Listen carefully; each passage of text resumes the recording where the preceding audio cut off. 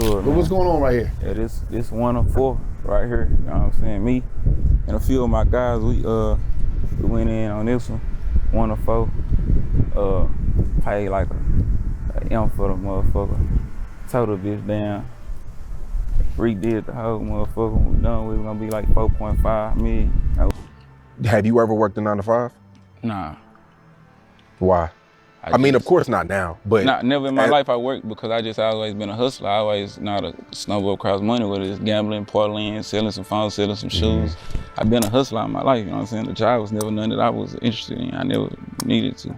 From a rapper who went from celebrating a $1 million record deal to watching federal agents raid every property he owned just 1 month later. This is the story of how Zillionaire Doe allegedly tried to wash his street money with music money. What's good, fam? Welcome back to the channel. Today, we're diving deep into one of the most fascinating cases in hip-hop right now. A story that perfectly illustrates how the streets and the music industry can become dangerously intertwined. We're talking about Zillionaire Doe, the Dallas rapper who built an empire that the feds are now circling like vultures. This isn't just another rapper gets rich story. This is about a sophisticated operation that used music money to wash street money, real estate investments to legitimize drug profits, and a whole movement called New Dallas that might have been the perfect cover for one of the most organized drug operations Texas has seen in years. By the end of this video, you'll understand exactly how Zillionaire Doe went from hustling phones in high school to building a multi-million-dollar empire that caught the attention of Yo Gotti, CMG Records, and unfortunately for him, the federal government. So grab your headphones, hit that notification bell, and let's get into this wild story. Before the fame. To understand how Zillionaire Doe allegedly used music to wash his street money, we need to go back to the beginning. And trust me, this dude was getting money long before he ever touched a microphone. Born and raised in South Dallas, Doe wasn't your typical struggling rapper trying to make it out the hood. According to multiple interviews, this man was already financially stable before he ever considered music. In fact, he repeatedly states that he never even wanted to rap. Music was just another source of income for someone who was already an entrepreneur. Let me paint you a picture of how deep this goes. In his interview, Doe admits he's been hustling since he was 13 to 14 years old. We're talking about a kid who was driving to school without a license in 8th grade, parking his Suburban in the school lot with a stash spot built into the cup holder. This wasn't some small-time operation either. But here's where it gets interesting. Doe wasn't just selling small amounts to classmates. He had a sophisticated system even as a teenager. He talks about having someone working at a spot on Tuesdays and Thursdays where he'd drop off 2 zips and profit $400 every time. That's $800 a week just from one operation, and this is in high school. The phone hustle was another layer. Doe was buying stolen iPhones from kids who would steal them, then flipping them to agents for double the price. He's talking about making $1,200 in a single day just from phones. This dude had multiple revenue streams before he was even 18. By the time he graduated high school, Doe had already stacked his first $10,000 from gambling and parlaying. But here's the key detail everyone's missing. He never worked a 9 to 5. Never. When asked about it directly, he said he's always been a hustler and always know how to stumble across money. This is important because it establishes a pattern. Zillionaire Doe didn't get into music because he was broke and needed money. He got into music because he was already rich and needed a way to explain where all that money was coming from. The transition from streets to studios. Now here's where the story gets really interesting. Doe repeatedly emphasizes that he never wanted to rap. His big brother JJ was begging him to start rapping, telling him he'd blow up overnight and be an overnight success, but Doe wasn't interested. Think about this for a second. Why would his big brother be so confident that Doe would be successful in music? It wasn't because of his lyrical ability. Doe admits he never really wanted to do it and didn't think he had what it took. The confidence came from somewhere else entirely. The turning point allegedly came when BFG Strap, a close friend since childhood, told him to start rapping just 2 days before Strap was killed. Doe took this as a sign from God and decided to pursue music. But here's what's really telling. He came into the game with everything already in place. When Doe dropped his first video, he flew in a cameraman from Detroit, had multiple luxury cars, expensive outfits, and a full production budget. This wasn't some kid with a dream and a camera phone. This was a fully funded operation from day one. Most rappers start small and build up. Doe started at the top. His first videos looked like major label productions. He had the cars, the jewelry, the clothes, everything needed to project success. But where was all this money coming from? According to his own words, he was out of pocket for everything. No investors, no label backing, no rich family members. Just a young man from South Dallas who somehow had access to hundreds of thousands of dollars to fund a music career he didn't even want. The perfect cover, New Dallas Movement. This is where Zillionaire Doe's operation gets really sophisticated. Instead of just being another rapper flashing money, he created an entire movement called New Dallas that served multiple purposes. On the surface, New Dallas was about unity, bringing different neighborhoods together and promoting positivity instead of violence. Doe positioned himself as a leader trying to change the culture, moving away from drill music and toward motivational content. But look deeper, and New Dallas becomes the perfect cover for a sophisticated money laundering operation. Here's how it worked. First, you have multiple artists all claiming to be getting money independently. Zillionaire Doe, Montana 700, Head Huncho Amir, Hustle Man Keith, all of them talking about having their own money, their own operations, their own success. This creates plausible deniability. If the feds come asking where the money's coming from, everyone has their own legitimate music career to point to. Second, the movement creates a network. In the $1 million worth of game interview, they talk about how when they pull up to shows, they might have $300,000 to $400,000 in cash between all of them. Montana 700 explains it perfectly. I got 100 on me. Bro got 100 on him. Bro got 50 on him. Bro got 40 on him. It's a team effort. This isn't just about flexing. This is about creating a paper trail that shows multiple income sources. If investigators look at any one person, they see a successful rapper with legitimate earnings. They might miss the bigger picture, that this is all one coordinated operation. Third, the movement provides cover for meetings and coordination. When New Dallas artists are together, they're just collaborating on music. When they're traveling together, they're on tour. When they're moving money around, it's just business expenses and revenue sharing. The money laundering machine. Now let's talk about how the money laundering allegedly worked. Zillionaire Doe wasn't just throwing drug money around randomly. This was a sophisticated operation with multiple layers. Every dollar that came from drug sales needed to be explained as music revenue.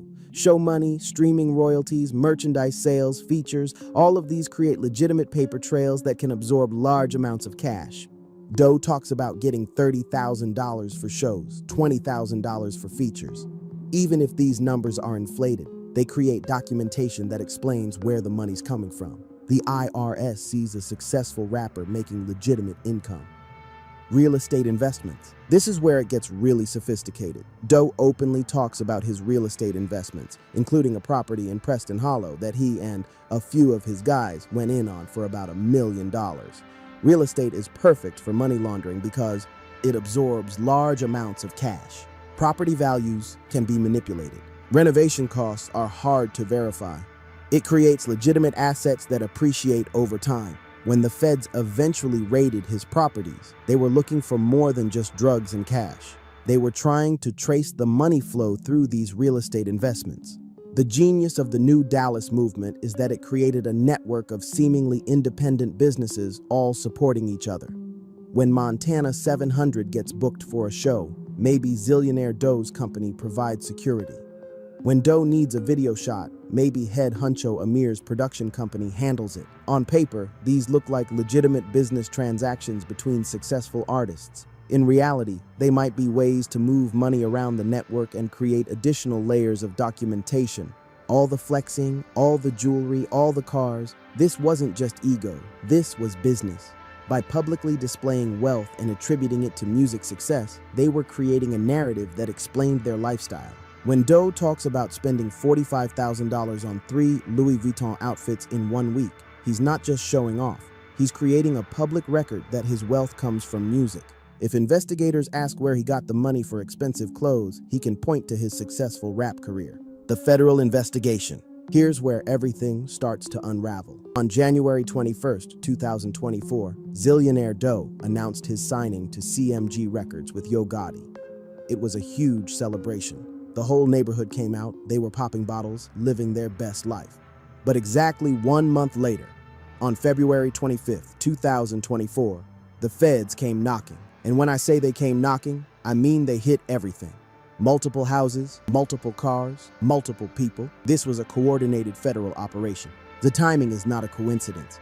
The feds had been watching, building their case, and they waited until right after the CMG announcement to make their move. Why? Because that announcement represented the culmination of the money laundering operation. Doe had successfully transitioned from street money to legitimate music money, and the feds wanted to catch him at the peak. During the raids, they took everything: cars, cash, jewelry, clothes. But more importantly, they took documents, computers, phones, everything they needed to trace the money flow and build a RICO case. The RICO implications. Now let's talk about what the feds are probably building. Based on the scope of the raids and the targets involved, this looks like a RICO investigation. RICO, the Racketeer Influenced and Corrupt Organizations Act, is designed to take down entire criminal enterprises, not just individual criminals. Here's what a RICO case against the New Dallas movement might look like. The enterprise New Dallas movement, presented as a music collective but allegedly operating as a drug trafficking organization. The pattern of racketeering activity. Drug trafficking, the underlying criminal activity. Money laundering through music and real estate. Tax evasion, not reporting drug income. Wire fraud, using banks and financial institutions to move dirty money. The conspiracy. Multiple individuals working together to further the enterprise's criminal objectives while using legitimate businesses as cover. The beauty of RICO is that you don't have to prove everyone was directly involved in drug trafficking. You just have to prove they were part of an enterprise that engaged in a pattern of criminal activity. So even if some New Dallas members were just making music, if they knowingly benefited from or participated in the money laundering scheme, they could be caught up in the RICO. The evidence trail. Let's look at the evidence the feds probably have. Financial records, bank accounts, real estate transactions, large cash deposits that don't match reported income. When you're claiming your money comes from music, but you're depositing amounts that don't match your streaming numbers or show bookings, that's a red flag. Communication intercepts, phone calls, text messages, social media posts. The feds love to use defendants' own words against them. All those interviews where Doe talks about his hustling background, that's evidence. Surveillance. The feds probably have months or years of surveillance footage showing meetings, money exchanges, drug transactions. They know who's meeting with whom, when, and where. Cooperating witnesses. In any major drug investigation, some people get arrested and decide to cooperate. These witnesses can provide inside information about how the operation worked. Asset forfeiture. By seizing cars, houses, and cash, the feds can trace where the money came from. If you bought a $200,000 car but only reported $50,000 in income that year, you've got some explaining to do. The music industry connection. Here's what makes this case particularly interesting: the connection to CMG Records and Yo Gotti. Now, I want to be clear, there's no evidence that Gotti or CMG knew about any alleged criminal activity. They likely saw a hot young artist from Dallas and wanted to sign him. But from the feds' perspective, the CMG deal represents the success of the money laundering operation. Doe went from street hustler to legitimate recording artist signed to a major label. That's exactly what money laundering is supposed to accomplish, taking dirty money and making it clean. The timing of the raids, just 1 month after the CMG announcement, suggests the feds were waiting to see how far the operation would go. They let Doe get his big break, his moment of triumph, and then they pounced. Deep dive, the real estate component. Let's dive deeper into the real estate component because this is where the money laundering gets really sophisticated. Doe talks openly about his real estate investments, but listen carefully to how he describes them. He mentions a property in Preston Hollow, one of Dallas's most prestigious neighborhoods, that he and a few of his guys bought for about $1 million. They tore down the existing house and were rebuilding it. This is textbook money laundering through real estate. 1. Purchase with cash. Drug money gets converted into a legitimate asset. 2. Renovation costs. More dirty money gets invested in improvements with inflated contractor bills. 3. Appreciation. The property increases in value, creating clean equity. 4. Refinancing. Clean money can be borrowed against the property. 5. Sale. Eventually, the property can be sold for legitimate profit. The fact that multiple people went in on the deal together is also significant. This creates a network of financial relationships that can be used to move money around. Person A contributes $200,000. Person B contributes $300,000. Person C handles the renovation. On paper, it looks like a legitimate real estate investment group. The network effect. What makes the New Dallas operation so sophisticated is how it created a network of seemingly independent but actually connected businesses. Let's break down how this worked. Zillionaire Doe, the face of the operation, signed to CMG, getting the biggest shows and features. Montana 700, close collaborator, frequent music partner, shared financial interests.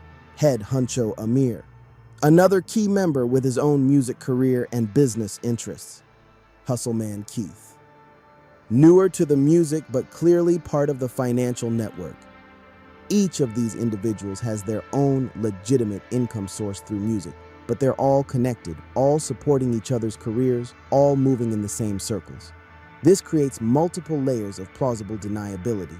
If investigators look at just one person, they see a successful rapper. If they look at the whole network, they might see something else entirely. In the $1 million worth of game interview, they talk about how they all contribute to the group's success.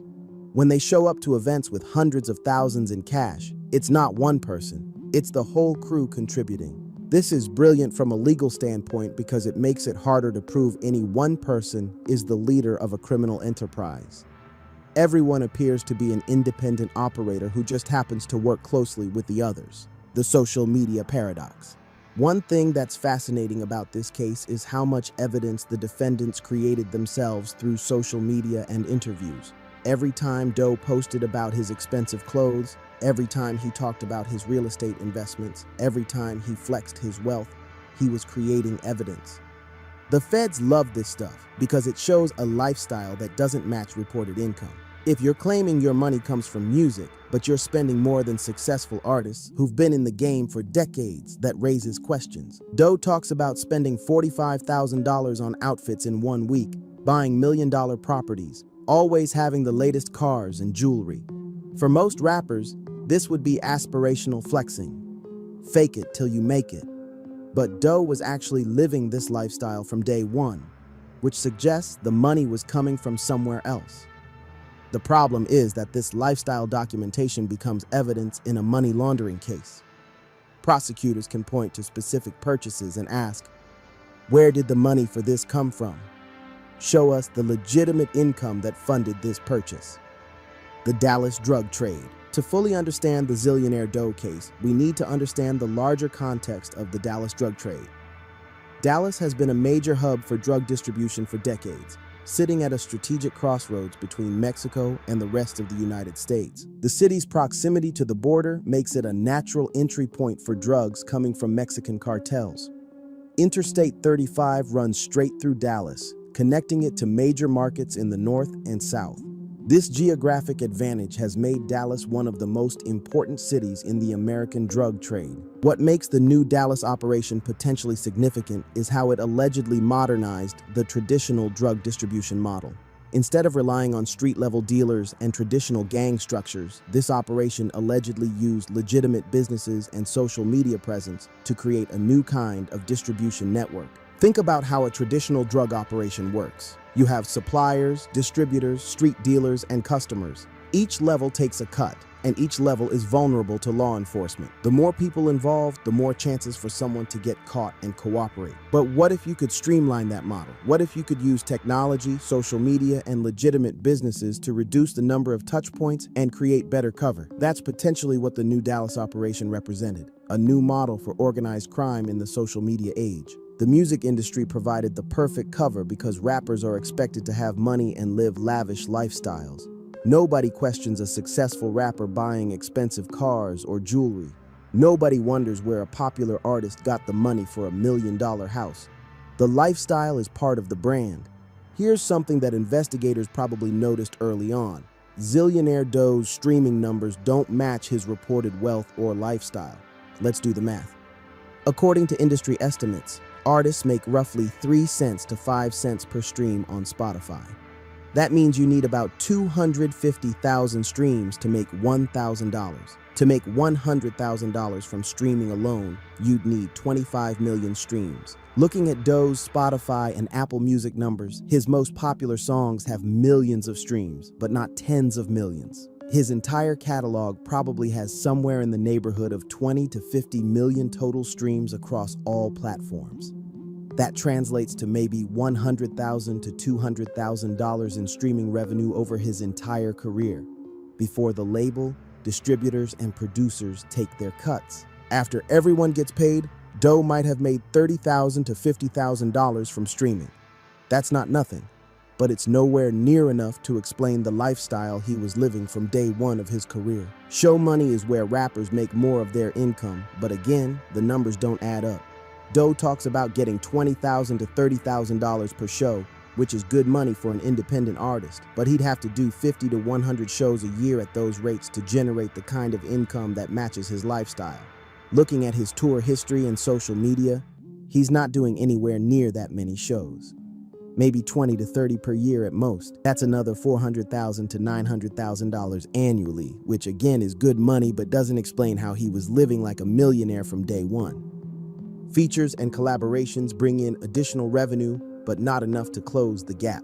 Even if Doe was making $10,000 to $20,000 per feature and doing several a month, that's still not explaining the multi-million-dollar real estate investments and the constant flexing of hundreds of thousands in cash. This discrepancy between visible income and visible lifestyle is one of the biggest red flags in a money laundering investigation. When someone's spending doesn't match their legitimate income, investigators start looking for other sources of money. What's fascinating about the Zillionaire Doe case is the psychology behind it. This wasn't just about making money. It was about respect, status, and identity. In his interviews, Doe repeatedly emphasizes that he's always been a hustler and always been getting money. There's a sense of pride in his self-sufficiency, in the fact that he never worked a 9-to-5 job. This identity as an independent entrepreneur is central to how he sees himself. The music career can be understood as an extension of this entrepreneurial identity. It wasn't about artistic expression or a love of hip-hop. It was about creating another revenue stream, another business venture. Doe explicitly states that he never wanted to rap. Music was just another way to get money. This mercenary approach to music is actually pretty common in modern hip-hop, but it's usually not stated so bluntly. Most artists at least pretend to have a passion for the craft. Doe's honesty about viewing music purely as a business opportunity is almost refreshing, even if it potentially incriminates him. The New Dallas movement can also be understood through this lens. It wasn't just about money laundering, it was about creating something bigger than himself. Doe talks about changing the culture, bringing unity to Dallas, moving away from violence. There's a genuine desire to be seen as a leader and a positive force in his community. This is the paradox at the heart of the case. Doe may have genuinely wanted to do positive things and build legitimate businesses, even while allegedly using those businesses to launder drug money. The two motivations aren't mutually exclusive. He could believe in the New Dallas movement's positive message while also using it as cover for illegal activities. The psychological toll of living this double life must have been significant. Maintaining a public persona as a successful rapper and community leader while allegedly running a sophisticated drug operation requires constant vigilance.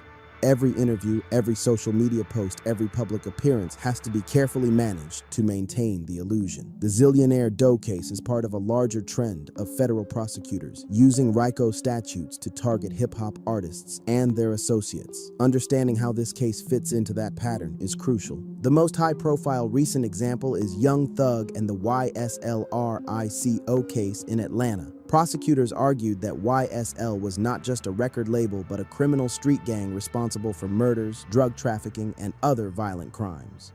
The case relied heavily on rap lyrics as evidence, which raised serious First Amendment concerns. The Casanova case in New York followed a similar pattern.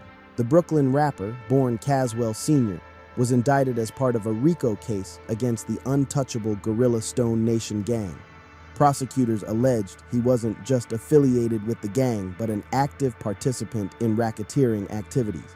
What makes the Zillionaire Doe case potentially different is the focus on financial crimes rather than violent crimes. While violence may be part of the underlying criminal enterprise, the core of this case appears to be about money laundering and financial fraud. This financial focus could actually make it easier for prosecutors to prove their case. Financial crimes leave paper trails, bank records, property deeds, tax returns. These documents don't lie and can't be explained away as artistic expression like rap lyrics can. On the other hand, financial RICO cases require prosecutors to prove complex schemes involving multiple defendants and transactions. Juries can get lost in the details, and good defense attorneys can create reasonable doubt by attacking the government's financial analysis. The Zillionaire Doe case also differs in scale. Young Thug's YSL case involved dozens of defendants and alleged dozens of crimes over many years. The Zillionaire Doe case, as far as we know, involves a smaller group and a more focused criminal enterprise. This could make it easier for prosecutors to tell a clear, compelling story to a jury. If and when charges are filed, the defense strategy will probably focus on several key points. Legitimate music success. They'll argue that all the wealth came from legitimate music activities, shows, streaming, merchandise, features. They'll point to the CMG deal as proof of legitimate success. The fact that a major label signed Doe suggests he had real value as an artist, not just as a money laundering front. Independent operators. They'll argue that New Dallas was just a music collective, not a criminal organization. Any criminal activity was individual, not part of an organized conspiracy. Each member of New Dallas had their own income sources and their own business dealings that were separate from the group. Lack of knowledge. Individual defendants might claim they didn't know about any criminal activity. They thought they were just making music with successful friends. If Doe was laundering money through the movement, other members might genuinely have been unaware of it. Racial profiling. They might argue that the government is targeting successful young black men simply because they came from the streets and achieved success.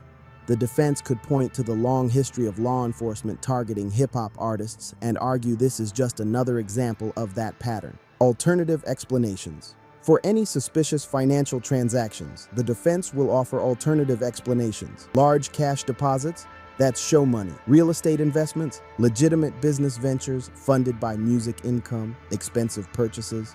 Artists are expected to live lavish lifestyles. But here's the problem with these defenses. The government probably has evidence that contradicts each of them. Financial records that show income doesn't match lifestyle. Communications that show coordination beyond just music. Witness testimony about criminal activity. Surveillance footage of suspicious meetings and transactions. The defense's job is to create reasonable doubt. They don't have to prove Doe is innocent. They just have to make the jury question whether the government has proved its case beyond a reasonable doubt. In a complex financial case, that might be easier to do than in a straightforward drug case. This case has broader implications for hip-hop culture and the relationship between music and criminal activity. For decades, authenticity in hip-hop has been tied to street credibility. Rappers who came from the streets and lived that life were seen as more authentic than those who didn't. But this emphasis on street credibility creates perverse incentives. Artists feel pressure to maintain their street image even after achieving success. They can't fully leave the streets behind because that's what makes them authentic in the eyes of their fans. The Zillionaire Doe case might represent the logical endpoint of this dynamic. If music success requires street credibility, but street credibility comes from illegal activity, then successful rappers are incentivized to continue their criminal careers even after they don't need the money anymore. This creates a trap where artists can't win. If they fully embrace legitimate success and leave the streets behind, they're accused of being fake or selling out. But if they maintain their street connections and continue criminal activity, they risk federal prosecution. The solution might be for hip-hop culture to evolve past this emphasis on street authenticity. Artists should be judged on their talent and their music, not on their criminal credentials. But changing deeply ingrained cultural values is difficult, especially when those values are central to the genre's identity and appeal. The Zillionaire Doe case could be a turning point in this cultural conversation. If he's ultimately convicted, it might serve as a cautionary tale for other artists about the dangers of trying to maintain one foot in the streets while building a legitimate music career. This case also raises questions about the responsibility of record labels and other industry gatekeepers. When CMG signed Zillionaire Doe, did they do their due diligence? Did they ask where his money was coming from? Did they investigate his background? Most labels probably don't do extensive background checks on their artists' finances. They see success, streaming numbers, social media followers, sellout shows, and they assume it's legitimate. But this case shows how that assumption can be wrong. Going forward, major labels might need to be more careful. They might need to verify income sources, especially for artists who seem to have more money than their music career would suggest. They might need to ask harder questions about where the funding for expensive videos and lavish lifestyles is coming from. But this creates a tension for labels. Part of what makes a rapper attractive to sign is that they already have resources, that they've already invested in their career and built a following. If labels start asking too many questions about where that money came from, they might scare away legitimate artists who simply worked hard and saved their money. There's also a question of liability. If a label signs an artist who's later revealed to be laundering money, is the label complicit? Could they be charged as part of a conspiracy? These are questions that label attorneys are probably wrestling with in the wake of cases like this. The music industry has always had a complicated relationship with criminal activity. From the early days of rock and roll being associated with organized crime, to gangster rap in the 90s, to trap music today, there's been a constant tension between celebrating outlaw culture and actually participating in illegal activity. The Zillionaire Doe case might force the industry to draw clearer lines and take more responsibility for ensuring their artists' money is clean. Based on the pattern of the investigation, here's what the feds are probably doing right now. They've been watching the operation for months or years, documenting meetings, transactions, and communications. They know who the key players are and how the organization operates. They're tracing money flows through banks, real estate transactions, and business records. They're looking for discrepancies between reported income and actual spending. The February 2024 raids were designed to seize evidence and disrupt the operation. They took computers, phones, documents, and assets that will help them build their case. Now they're probably working on getting people to cooperate. Lower-level players might be offered deals in exchange for testimony against the leadership. Eventually, they'll bring formal charges. In a RICO case, this could include dozens of defendants and hundreds of charges. The fact that we haven't seen indictments yet doesn't mean the investigation is over. Federal cases take time to build, especially complex financial crimes. The feds would rather take 2 years to build an airtight case than rush to trial with weak evidence. This case has implications beyond just the individuals involved. It highlights how the music industry can be used as a vehicle for money laundering, and it might change how labels and distributors verify the source of their artists' wealth. Think about it from a label's perspective. When you're looking to sign an artist, you want someone who's already successful, who has their own money, who can invest in their career. But how do you verify that their wealth is legitimate? Most labels probably don't do extensive background checks on their artists' finances. They see the cars, the jewelry, the lifestyle, and they assume it's from music or other legitimate sources. But this case shows how that assumption can be wrong. Going forward, major labels might need to be more careful about due diligence. They might need to verify income sources, especially for artists who seem to have more money than their music career would suggest. As of now, Zillionaire Doe is still free and still making music. He's released new projects since the raids and continues to perform. But the federal investigation is almost certainly ongoing. In his interviews, Doe seems to understand the gravity of the situation. He talks about how the raids changed his perspective, how he's focused on legitimate business now, how he's grateful to be free. But the feds don't just go away. If they've invested this much time and resources into an investigation, they're going to see it through to the end. The question isn't whether charges will be filed, it's when and against whom. For now, Doe is in limbo. He can continue making music and building his brand, but every move he makes is probably being watched. Every dollar he spends, every person he meets with, every business deal he makes, it's all potentially evidence in a case that hasn't been filed yet. This uncertainty must be psychologically draining, It's hard to plan for the future when you don't know if you'll be indicted next week or next year. It's hard to invest in your career when everything you build might be seized by the government. Whether or not Zillionaire Doe is ultimately charged and convicted, his story offers several important lessons. For artists, success in music should be built on talent and hard work, not on using music as a cover for illegal activity. The temporary benefits of laundering money through music are not worth the long-term risk of federal prosecution. For fans, the lifestyle you see on social media might not be what it seems. Just because someone appears successful doesn't mean their success is legitimate. Be critical consumers of the images and narratives that artists present.